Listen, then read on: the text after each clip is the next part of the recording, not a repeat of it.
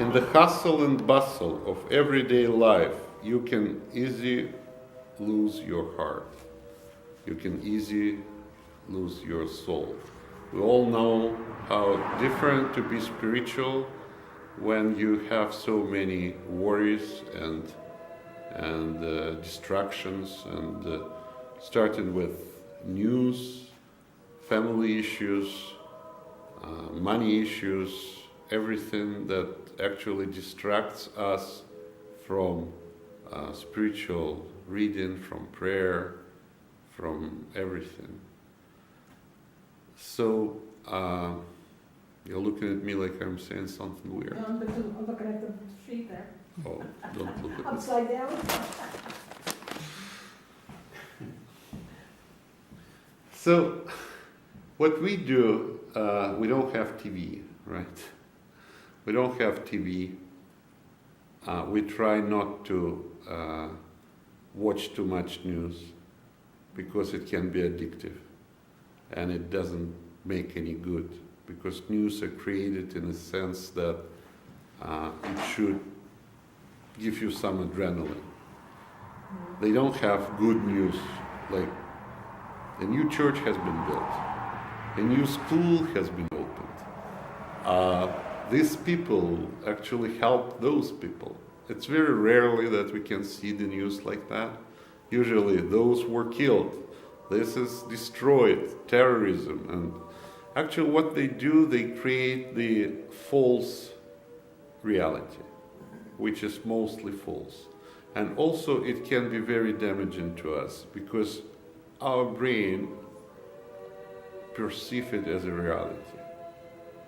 When we watch so much about terrorism or murders or aggression, we might see in every single person we meet a potential murderer or aggressor or a terrorist, and we all know it works this way. Yes, it does.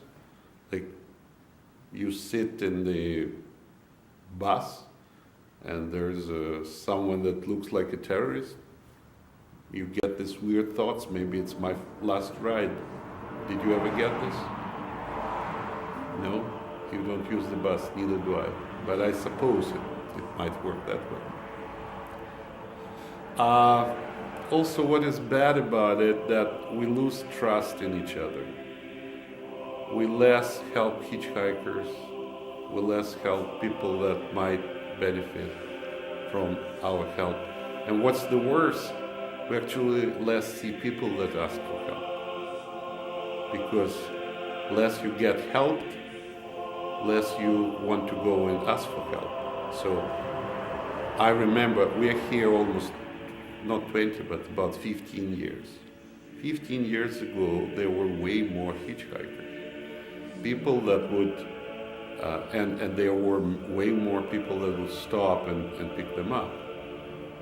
And now, if I'm lucky, I might pick up someone once in 3 days, and he would tell me that he was waiting hours until someone would pick up him.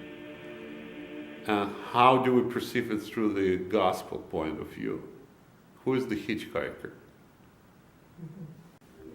Who? That's Jesus Christ himself. Because he told us, you didn't feed me, you didn't comfort me, you didn't visit me when I was sick and in prison. So this list might include, you didn't give me help when I was hopelessly hitchhiking on the road. So every time we see someone on the side of the road, it's Christ himself. Because if we believe in God Almighty, we understand that this person is not by chance standing here when we are driving by. God is Almighty. There is nothing that happens by chance. So there is a reason for that. And if there is a reason for that, there might be an opportunity for us to do something really Christian. But because of the media and the perception that we have from the media, we're afraid. it's not anymore a common sense to pick up strangers. We're afraid of strangers.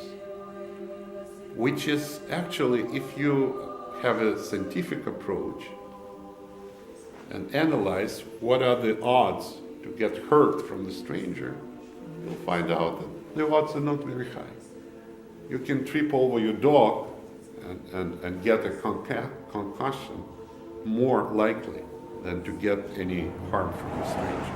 If you check the statistics, the main cause of traumas in North America is tripping over the dog. That's scientific fact. Not getting hurt from hitchhiker or stranger. But the media creates this image of an enemy. And another thing is the social system, which is great. We have social assistance system which is supposed to keep off the streets everybody, provide the basic shelter and food to everyone. And actually it frees us from the responsibility to do anything about it. We pay the taxes and they do the work, their work. But life is life. People somehow can fall through this system. And we see it all the time. Because in order to be a part of the system, you have to be organized, responsible, do things on time, report on time, keep your contacts, have a phone line. Otherwise, you'll just won't be able to receive whatever the benefits you're entitled to receive. And homeless, they usually quite the opposite. They do not have the phones and mail address, and they cannot report or whatever. Or also they are not responsible or organized, because to begin with, if they ended up on the street, so there's something wrong with them. And science tells us that statistically, 96% of homeless people had a brain trauma in the past. So usually when we tend to blame the person that, you don't want to work, you're homeless, it's your fault. In 96%, it's the sickness, the certain trauma that affects the person, that he cannot be organized or concentrated or keep the job or anything else. So taking all this into the consideration, how we can change our lives in order to have more opportunities to serve Christ. Because every time we serve anyone who is in need, we serve Christ himself, as he said. And this condition is one of the most important conditions in order to get into the heavenly kingdom. Because if you remember in Gospel, he repeats 4 times the list of what should be done.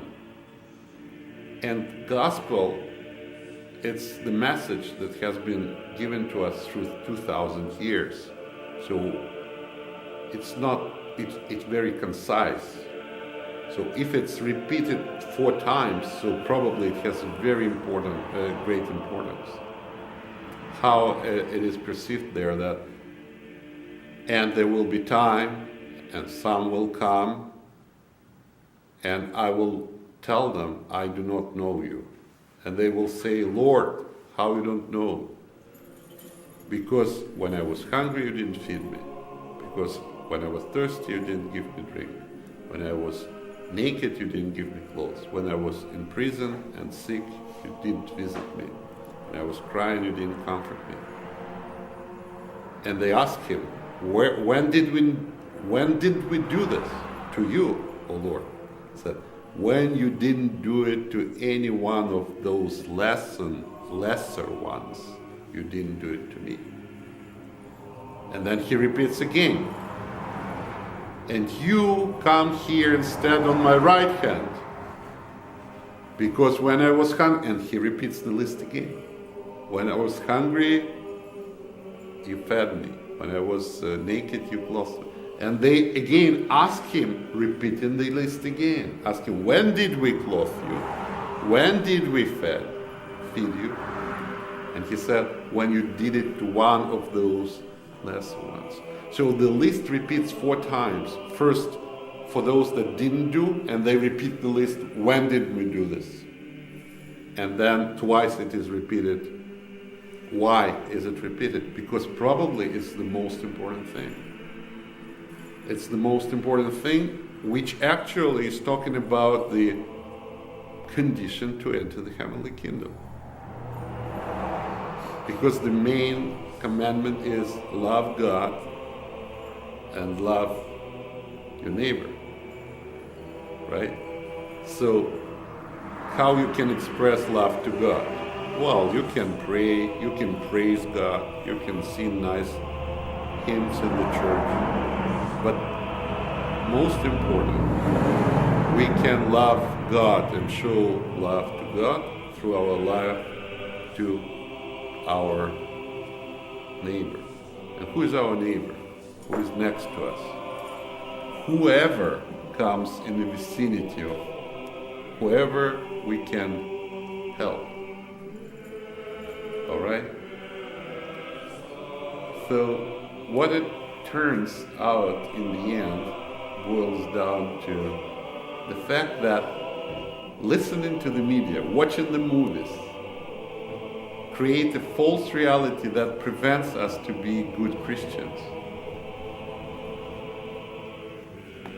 Because we have stigmatized the relationship between people. If we watch the movie and someone is hitchhiking, and there's a music like do-do-do, something bad is going to happen, right? It's almost a rule. How we can fight with this?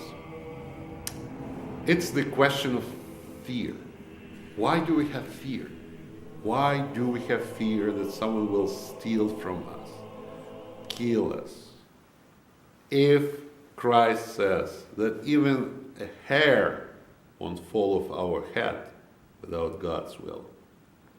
And God is love. And everything He does for our benefit, for the benefit of our soul, for our salvation. So what can happen to us which wouldn't be the part of the God's will? Nothing can happen to us that would be not a part of His plan. You see? So we actually have nothing to fear but fear itself. We have nothing to fear. The only fear we should have is the fear of God. The fear of God is the fear of the Son that doesn't want to disappoint his Father. That's the main fear. And how do we disappoint Father? With the sins. When we do things that are bad to us, to ourselves. Like loving Father looks at his Son. He gets drunk and he is doing stupid things and he gambles. Why Father is upset? Because this harms his Son, actually. Getting drunk and gambling and being promiscuity. It's not good for his Son. And that's why the Father gets upset. So is the list of the sins that we have. God doesn't allow us to sin, not because he just is jealous or whatever, that we will have fun and he doesn't want to let us have fun. No, because sin kills the body and the soul. He doesn't want us to get killed by the sin. So Father doesn't want us to sin. Our Father in heaven doesn't want us to sin. So the good Son will try not to disappoint his Father and make him upset. So that's the main thing about the God's fear or fear of God. So the only fear that we might have is just to disappoint God. But all other fear just shows the degree of our disbelief. More fear we have, less belief and faith we have. Because he said that even a hair cannot fall off our head. So if we think that something bad can happen to us, and that would be not the God's will, we do not believe in God Almighty. But if we believe that it will happen according to His will, but it will be bad to us and our soul, we do not believe that God is love. So when we look at this that way, we see the contradictions that we have to make a choice. Either we are with Christ and we believe in these basic things that are required for our faith. Believe that God is love and that He's Almighty. I do believe that all confessions will share this idea of God is love and He is Almighty, right? I have never heard of any church that would contradict at least those two things. On the one hand, or on another hand, if we don't believe in it, then we have the fear, and we have the fear. So, looking at those contradictions, we actually can change our behavior. Next time we drive and we see someone on the side of the road,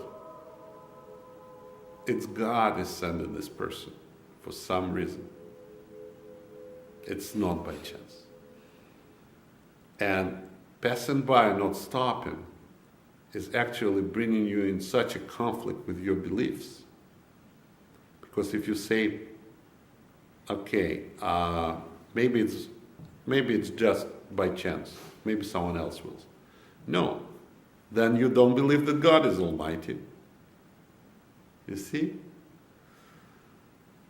So that's what changed me. I actually like hitchhikers because every time I like meeting strangers. I like meeting people, and I was completely opposite. I didn't like meet people. That's the reason why I settled in Muskoka in the woods back there. We were staying at home for 2 weeks in a row, not going outside, not seeing people. Because I was afraid of people. I was afraid to get hurt. And this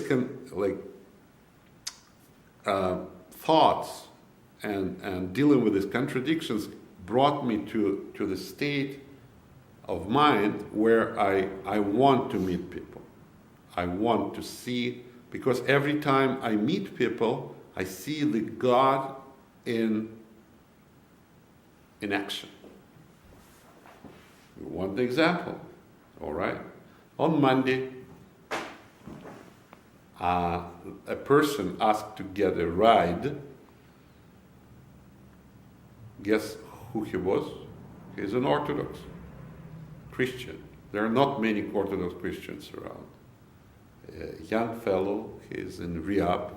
He needs a prayer, he needs help. I took him to my church.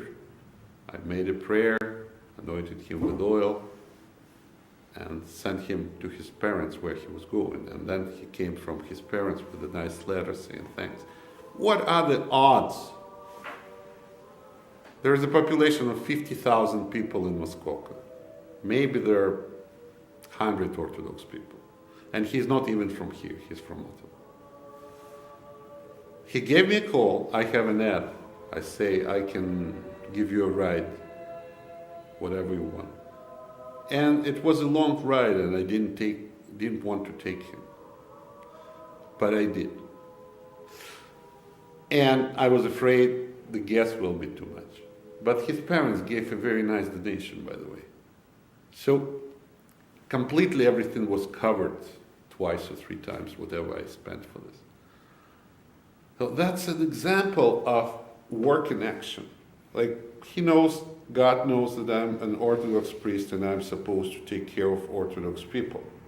He knows he has a poor fellow who is in rehab center, who is an Orthodox Christian that actually decided to come back to his roots and faith right now. He has only one gospel that parents gave to him, and he doesn't make much sense of it. So he makes the things so that we meet. I take him to the church. I give him a simple book that explains what Orthodox Church is all about, and a prayer book, a simple and little one, which I didn't have 2 days before that.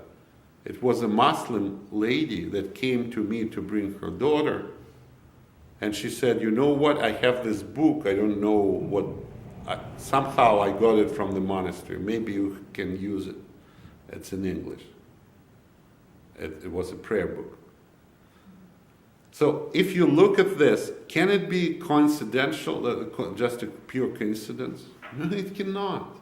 Like scientifically thinking person would see that there is a definite intention to organize those things. So they will come all together at the same time, at the same point of space, for the certain purpose, which is obvious. It wasn't purpose that I like fishing and he likes fishing and we are friends, fishing buddies. No, the purpose was his return to the faith, which was facilitated by this. And now he stays there for 6 weeks, and he wants to come to the services with us, because it's boring sitting there, right? And he has the opportunity to go out and once a week. So the chances he will give me a call and ask to bring him are pretty high. He's young. In Ottawa, there's no chance he would go to church, right? Almost zero. But here, it's worse to sit in the RIAP all day, and he can go out and see the world or something, so he can do it. And for me, it's crazy, because he's in Bala. Bala is 70, 80 kilometers. Every time go and pick him up and bring him back. It's a hustle, and it's money, and it's gas. But I will certainly do it, because I know that God is acting, and who am I to stand on his way? It's like he put me in charge to do things. How can I just screw up and say, I don't want to? We know from Bible what he does. He's very persistent, God, Moses said, I don't want. He made him do the things.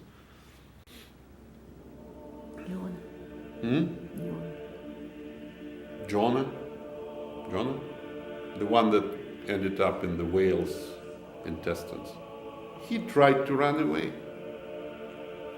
He said he sent him to appease a very aggressive people. I don't know how to pronounce it in English. Ninevitiani. Inhabitants of Nineveh? Yes, that's yeah. So the chances that he would get healed by these nice people were 99.9%, and in a very brutal way. And also he thought that it's pretty just useless to do. He had his own opinion, so he tried to run away.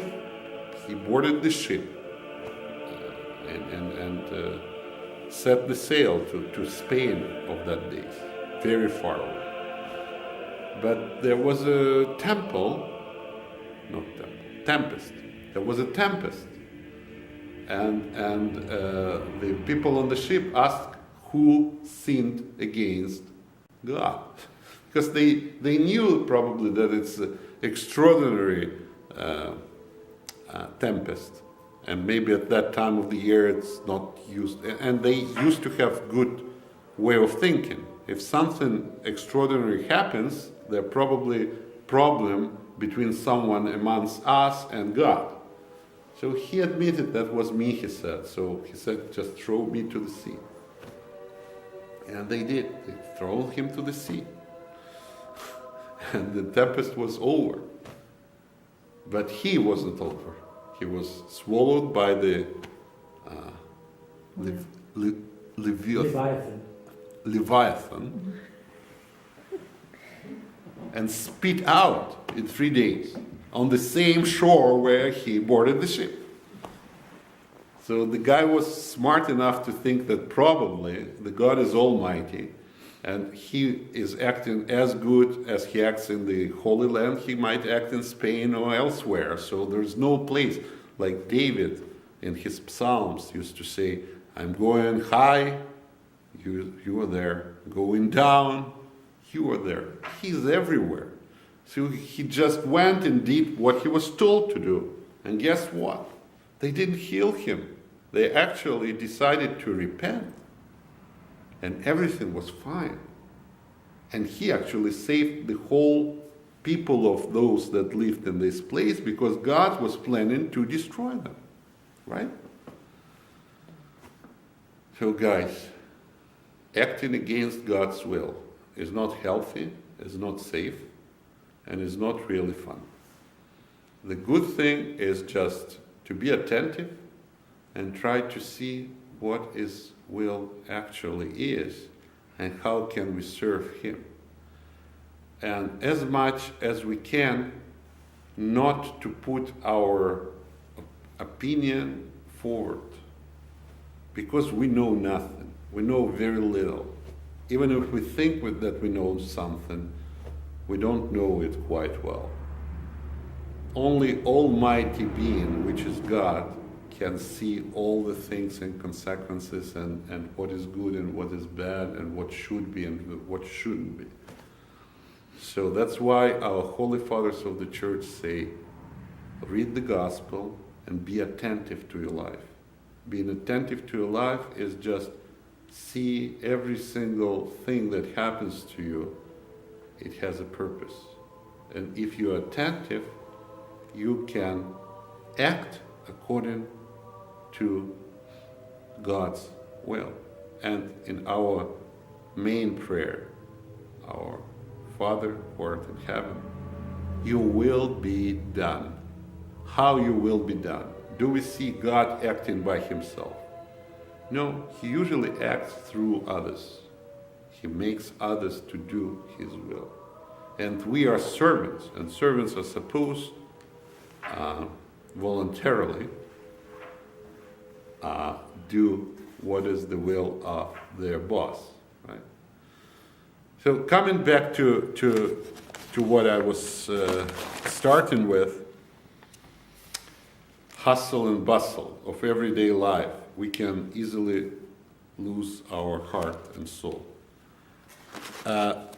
First of all, what I suggest is we need to admit to ourselves that we always have to set up the priorities in our life. Because it's very easy to lose track of priorities. It's very easy to get engaged in something which is worthless and forget something less important.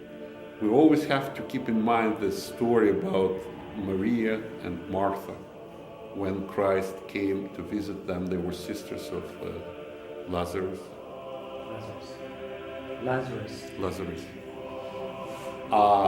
One started to cook the supper, it was Martha. And Maria just sat beside Christ and was listening to Him. And Martha came and said, Lord, don't you care that I have to prepare a supper? And she's just sitting doing nothing. Tell her, go and help me. And then Lord said, Martha, Martha, you are worried about many things, but you're missing the main. And Maria has chosen the good part, and it won't be taken from her. That's what He told to Martha. So it's very important to set priorities. When I was ordained, our Metropolitan invited me to sit with him at his table. And it was the day when we read the Gospel, this particular part. And I commented something about this. But he told me, sometimes you have to be Martha. because Christ is coming to us in different ways. Sometimes he is coming as a preacher, as a teacher in gospel. And then we should leave everything, go and listen. But sometimes the same Christ comes to us as a hungry, poor, sick, which needs our help. Then the priority is to feed him, to clothe him, to give him shelter. And sometimes we need to have an initiative to use our common sense. Like, I don't want to brag. It's just for the purpose for educational purposes. My daughter met a person in Tim Hortons. He was very crippled with problem with his foot after the surgery, with crutches. So either he asked her for something, or she bought him lunch and gave him my card. And she left to Toronto. And in 3 days, I get a call, and a person says, your daughter met me in Tim Hortons, and I really need an elastic bandage because my foot hurts. And I asked, where do you stay? He said, nowhere. And I said, and did you eat recently? He said, yes, last time when your daughter bought me food in Tim Hortons, 3 days ago. And I say, oh, you probably need a little bit more than just the bandages. So I went, I picked him up, brought him to our place. We didn't have place to stay. He stayed in the church, in little church. He slept about 12 hours in a row. And he told his story. He's Catholic. He is not homeless. He lives in Winnipeg, and he needed a surgery. So they flew him with the airplane to Pearson, hospitalized in St. Michael's, did the surgery, released him, and said, go and fly back. So when he was sitting somewhere in downtown in a coffee shop, he just put things around him on the table to make order. So someone just robbed him, took everything, the wallet and whatever he had. He came to police. Police said, oh, you don't have criminal record, we can't help you. If you would have criminal record, we would just transport you from one jurisdiction to another until you actually get home. But since you have a clean criminal record, we can't do it. Go to your social worker. He calls his social worker, but it's in Manitoba. She says, get to Manitoba, I'll help you. You see? So here we have a social assistant, a normal person. He gets the money, but he cannot get his money. He lost everything, right? The only way he can actually restore it by coming back, but nobody can give him anything to get back. So he goes to his sister, and sister, he says, supposed to live here in the area. So he comes, and that's why he was found here, right? But he didn't find his sister, so he slept on the ground. You see? And if Kate wouldn't ask him and give the card, he probably would die. It was in the beginning of the winter. He was nobody to ask for help, and it was none of his fault in any way. And we had the money issues, and it was difficult for me, but I gave him $280 for the ticket, for the bus ticket, because they won't get him on the plane without the documents. You can get on the bus. He said, I'll repay you. I said, no, you will repay to someone who is in need. Because if I say, yes, repay me, and he won't repay it, so I will feel bad, and he will feel bad, and everybody will feel bad, whatever. I never heard of him anymore. it doesn't matter. What matters is that sometimes in our wealthy and nice society, where everything is very nice and bright and not supposed to happen anything like that, it happens. It happens. And another thing is that I met people that were dying of hunger because of their pride. We are here very, very prideful. We would rather die. There is a joke. One guy comes to the priest and says, "You know, Jack died recently of hunger. How can it be? Everybody would give him." He didn't want to ask. He was too prideful. He said, "Don't say he died of hunger. He died of pride." So we see here a lot of people dying of pride. I know people that are hungry, but they are too prideful to ask. I know people that I need, and they are too prideful to ask either. So this combination of pride and our Canadians are good. We are not keeping things to ourselves. We ask. Like if someone is on the floor, we tend to come and ask what's going on. So what's with Jim? We were walking in downtown, and Jim has diabetes as well. And we're walking in downtown, and really it was like an appointment somewhere, and we see a man starting to lay down on the ground. And Jim says, he's just tired, he's drunk. And I was like, yeah, because it's easy, yeah, there's so many people someone take care, right? And then the only thing that stopped me, you are the priest. You're going to leave someone on the ground.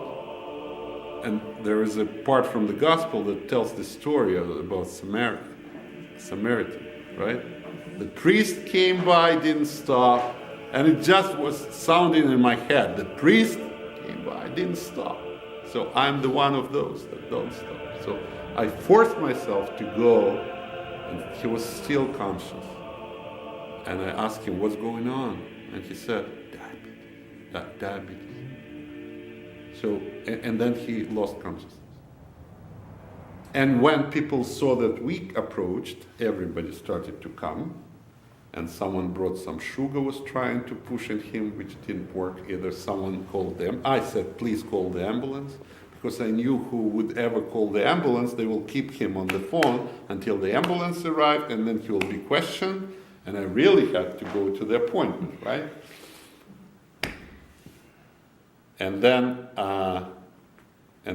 a witness come by saying that he was on higher floor there, seeing that this guy was in argument with someone, and then was running, and you know, when someone has diabetes and they have this stress, so they get their sugar very low and they lose the consciousness and they might die. So we decided not to mess with the police or anything. We just crossed the street, saw that he was taken by the ambulance. We said, "Okay, let's go," because otherwise it might take very long time. So what does this teach us? It teaches to apply our faith to our life. There is a story from Catholics. One lady was praying, "Jesus, I love you, I want to serve you." And while she was praying, it was rain and bad weather. Someone was knocking the door, and she opens, and it's disgusting person saying that, "Oh, it's rain, can I get in?" She says, "No, I have carpets." So she locked it and went to sleep. So she gets Jesus in her dream, saying, "So you wanted to help me, so you could help me. I was just knocking, and you didn't help me." So that's, if you would like to share your thoughts on that.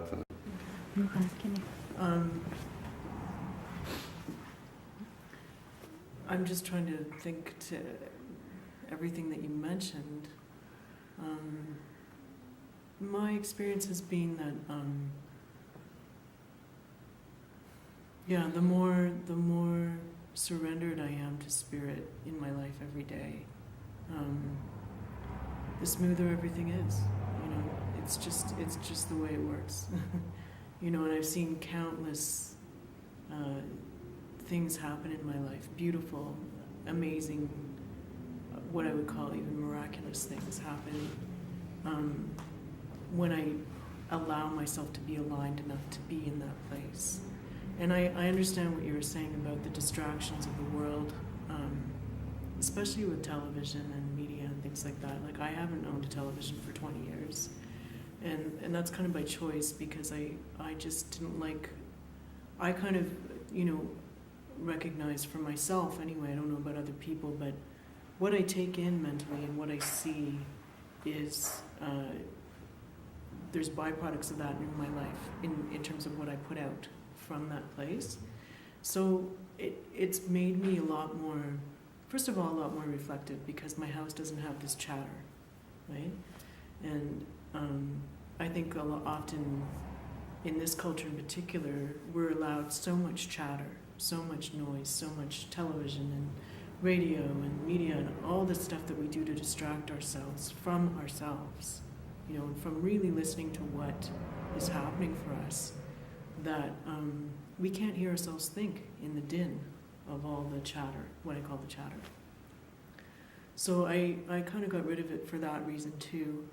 And because I wanted to be really just more consciously selective of what I put into what I call my computer. You know, what you put in is what goes out there. So, you know, yeah, and noticing too that from that place where my house and my home is a place that's more a sanctuary, where there's more stillness, that encouraged me to make different choices in terms of what I read, and even things on the internet, like where I focus my attention, especially because I've lived a lot in remote areas over the past 6 or 7 years.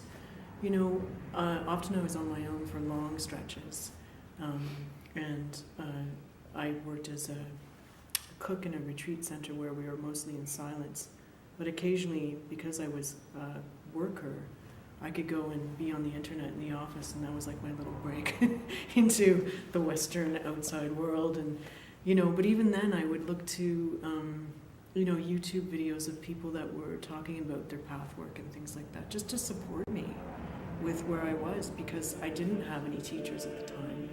I didn't really have a community or a church or a priest or a priestess or whatever you want, you know, anything like that to support me. So I found that on the internet.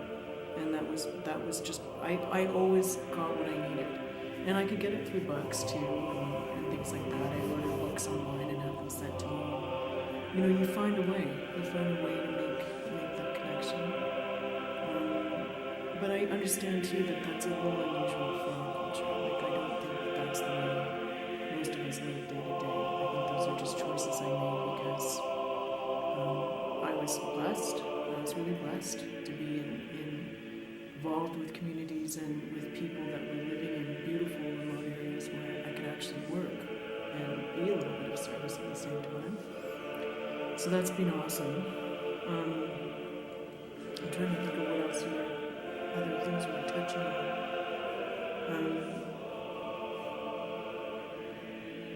I don't know.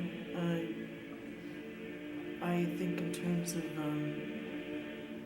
what you were saying about everybody being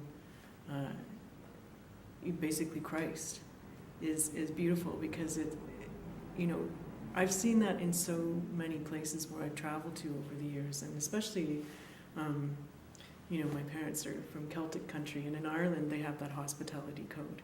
They always say, you know, if anyone comes to your door as a stranger, as a visitor or a traveler, greet them as if you would, you know, as if they were Christ himself.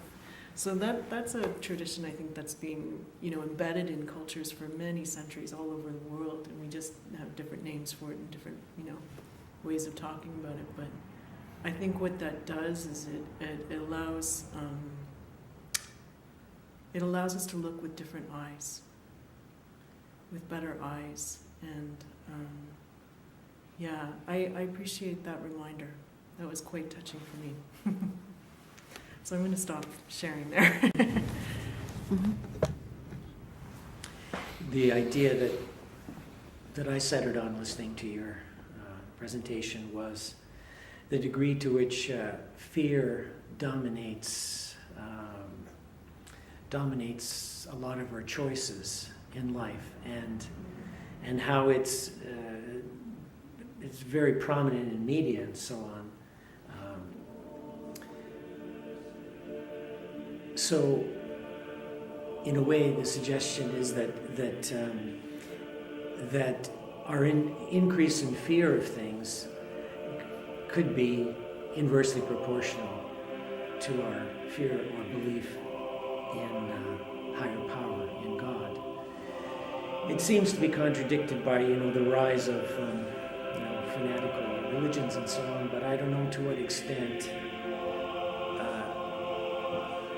I actually identify that movement as being associated with religion, whether it's in the United States, where there supposedly is a conservative Christian majority who doesn't seem to behave in ways coherent with or congruent with what I believe to be Christian faith, and same thing in other parts of the world. So maybe it's just a superficial connection to say that faith is increasing throughout the world. But I do believe that fear is definitely increasing. And so to me, I see those as inversely connected. It can even be applied in the situation of picking up a hitchhiker. I was taught never to do that when I was younger. And the first time I did it, my mother was with me in the car. And we stopped on Highway 400 southbound many years ago. The man got in, and we drove on, and then he explained that he had just been released from prison. Again, this is where the fear environment of having watched a lot of thrillers with, hatchet-wielding mass murderers stalking the highways comes into play. It was tense. For a while. I must say I felt relief when he left, but I did think about it. It made me reassess. I'm not in your place of just picking up people all the time when they present themselves, but I have done it, and I'm open to do it. There are other decisions that come into play. There are other considerations that I usually that would prevent me from doing that when I do. But anyway, that also connects to things like the fear we have for our children, which is a really big one, especially in urban environments. And it's interesting to note that statistically they say that, now I'm not sure what that statistically means, because they never tell you exactly what the statistics are they're citing, but they say statistically it's no more dangerous today to have your children playing outside than it was 50 years ago, in terms of how often, percentage-wise, I guess, abductions and all those things happen. But we've been taught to consider the worst-case scenario first whenever we do things, and I think that's a really counterproductive way to live. To always consider the worst-case scenario first. Absolutely right. For example. I still wouldn't let my son go outside without supervision. So I have the limits of my fear, okay? When it talks about my well-being or whatever, I might jeopardize it somehow, but not to my children, especially to the little one. So still, no one has the perfect faith, 100%, right? No, it's true, and I guess that has to do with, I'm not sure if it's just a question of love or whether it's a real feeling of responsibility that you have when you have a child. Yeah, that's true. Actually, then the responsibility comes into play. We are responsible to take care and worry about our children. So it's irresponsible to instruct our children to pick up hitchhikers. We can do things by ourselves for our own reasons, but we have certain responsibilities towards our children. That's right, and I mean that also contributes to their fear. But if Kate wouldn't talk to this guy in Tim Hortons, if I instructed her not to talk to strangers. No, she picked him up as a hitchhiker. As a hitchhiker. She picked him up as a hitchhiker. Mm-hmm. So it's not like we have to decide, oh, we are bad if we don't do these things or not. It's just food for thought that we need to move into the direction of more faith, less fear, and openness towards everyone who comes towards us. Yes, I agree. I've been on retreats as well. One of the most powerful activities that I experienced was an eye-gazing activity in which people are two rows of people sit opposite one another with their eyes closed, and then upon instruction, open your eyes and you stare into the other person's eyes for a long time, not for just a few seconds, but you do it for. I have it when minutes. I visited ophthalmologist. Not the same. And when you look into a person's eyes for a long time, which we're not used to doing in our society, we tend to avert our eyes. Some people see it as invasion, it's a cultural thing, but in the context of this course, it's about developing more trust with strangers. And when you do this, all kinds of things happen. You might chuckle, laugh, you think, oh yeah, I've never done this before, this is funny. But eventually, you look through and you sort of see someone else there, a reflection of yourself. And you don't do it just once. They close your eyes, and then they move people around. And the next time you open your eyes, there's somebody different there, and you do it again. And I found that this was a very powerful experience in terms of overcoming the usual fears that we have of dealing with mistrust we have with other people, and particularly in realizing that they're more similar to us than we are, because you can read their reactions, So that's a powerful. Now there's something else I wanted to spin off of, but I can't recall right now. But this has nothing to do directly with this, but on the way here, I'm very interested in a film. I'm a crazy film fan. There's a recent Russian film based on a science fiction book called Hard to Be a God. And it's a most remarkable film. I think anybody who sees it would be just floored. But it's a film that totally baffles the viewer, because there appears to be very little plot, if any. Most of what is said is unutterable. But the theme has got to do with, I think, with a kind of lost or sinful humanity. The picture of the world is kind of a medieval. The science fiction story is scientists, actually I think they're historians or sociologists, have been sent. They found a planet very much like Earth, and on there they find a race like very human-like people. But they're stuck in the Middle Ages, in a society like the Middle Ages, very barbaric, filthy. People are slothful, and they're mostly completely oblivious to each other and hurtful to each other. In other words, it represents kind of the most sinful society you can imagine. There hardly seems to be any sign of anyone that has positive qualities of charity and love and so on. And the observers are watching this, studying it, but they send down some of their members disguised as people in that civilization, sort of aristocracy, to kind of intervene, but they're not allowed to kill anyone. And so they're portrayed, this is where they get to represent, I guess, in a sense, a godlike force. In other words, a higher power that is more wise.